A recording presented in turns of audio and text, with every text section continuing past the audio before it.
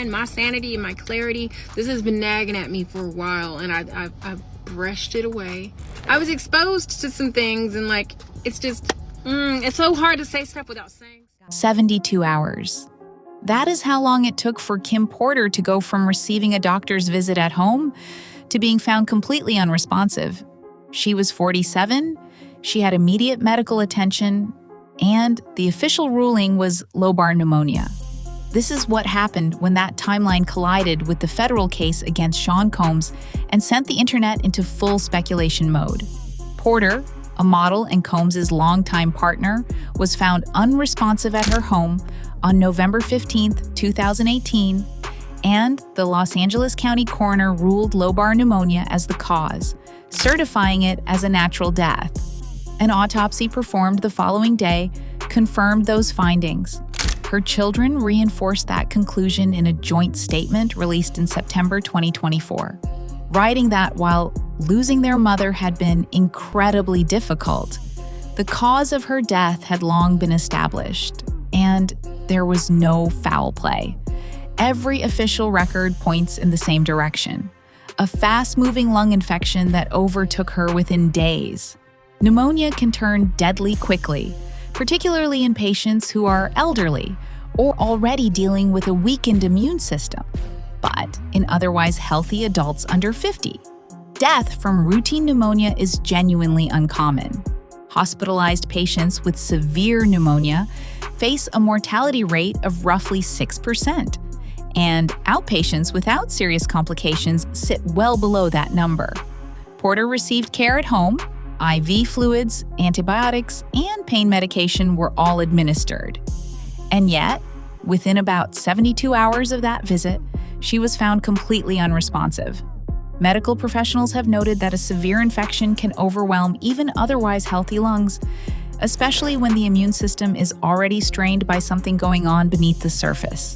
The reason people started looking back at Kim Porter's death traces directly to September 2024, when Sean Combs was arrested and federally indicted on racketeering and sex trafficking charges.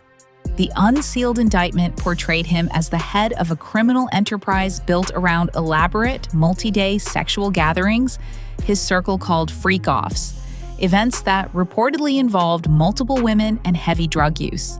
Prosecutors alleged he abused, threatened, and coerced women and others around him to satisfy his desires and keep victims silent. Federal agents backed those charges with physical evidence, reporting over 1,000 bottles of lubricating oil seized from his Los Angeles and Miami homes, alongside 3 AR-15 rifles with defaced serial numbers. The indictment described those gatherings as events Combs arranged, directed, and often recorded, with victims reportedly given drugs to keep them compliant and IV fluids to help them recover afterward. His attorney has maintained the activities were consensual between adults, but the felony charges paint a very different picture. None of this connects directly to Kim Porter's death, but it created a backdrop that sent social media speculation in every direction.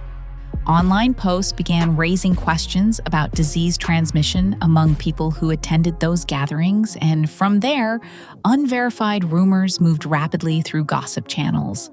No official report and no reputable news outlet confirmed any of those claims, and Porter's own children urged people to stay focused on established facts rather than theories with no grounding in verified evidence.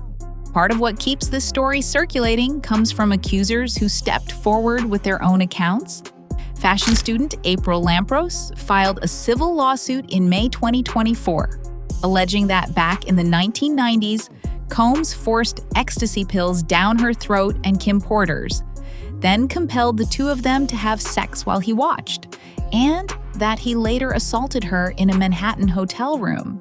The Associated Press and other outlets covered those claims in detail when the lawsuit went public. These are civil allegations, not court verdicts, and none of them have been proven in a courtroom. But they now exist in the public record and have added serious weight to the broader narrative surrounding Combs. Writer Kola Boof, who claims to have been a personal friend of Kim Porter, has also made accusations on social media. alleging that Combs abused Porter throughout their relationship. Boof went further in May 2024, implying in a post covered by Hot New Hip Hop that a pneumonia diagnosis could be falsified by a doctor or a morgue.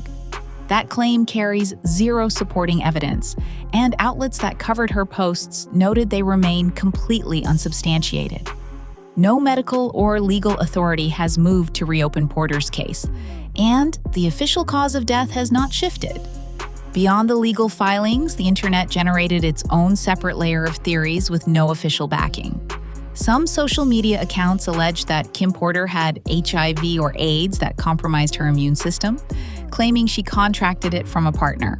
Many of those posts center on an Instagram user going by the name Gina2, who alleged she contracted HIV from Combs and implied Porter was also infected. No reputable news organization has confirmed any part of that account, and the claims remain hearsay, cycling through gossip channels without verified sourcing. Rumors about dark rituals and secret diaries attributed to Porter have also traveled widely online, but none of them trace back to credible evidence. The only medical documentation that exists on the official record is the coroner's report, which cites lobar pneumonia as the sole cause of death. Porter's children warned fans that anyone claiming to speak on their mother's behalf or reveal hidden truths about her death is not a friend to her memory, and that the conspiracy theories circulating in her name are actively causing damage.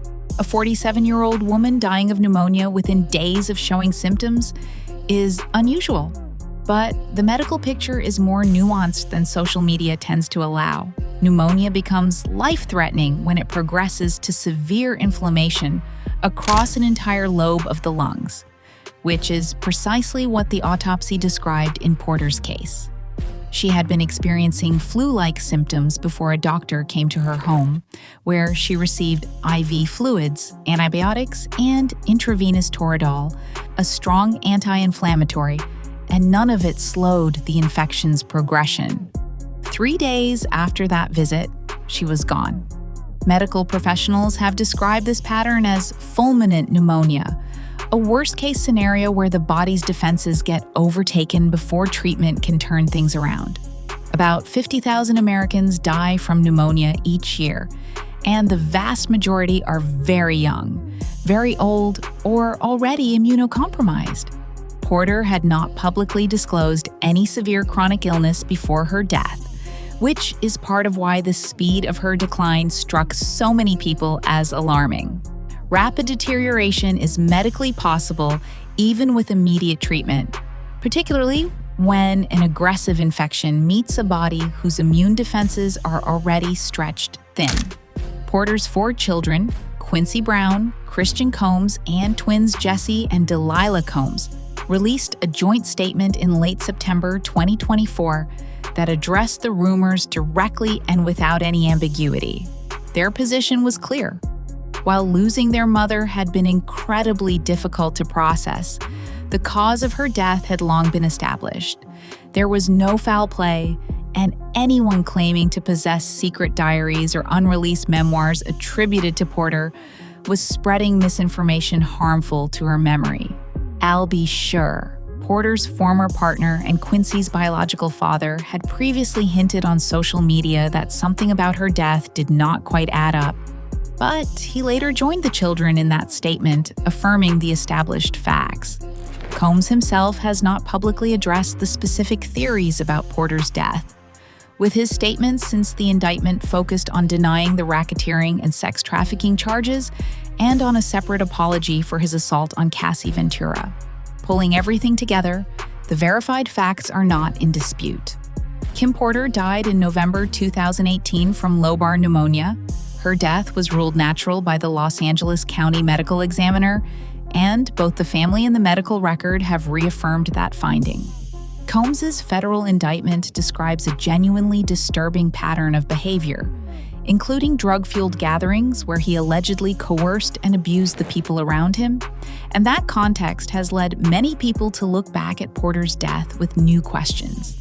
April Lampros's lawsuit adds troubling civil allegations about what Porter may have been subjected to while in Combs's presence.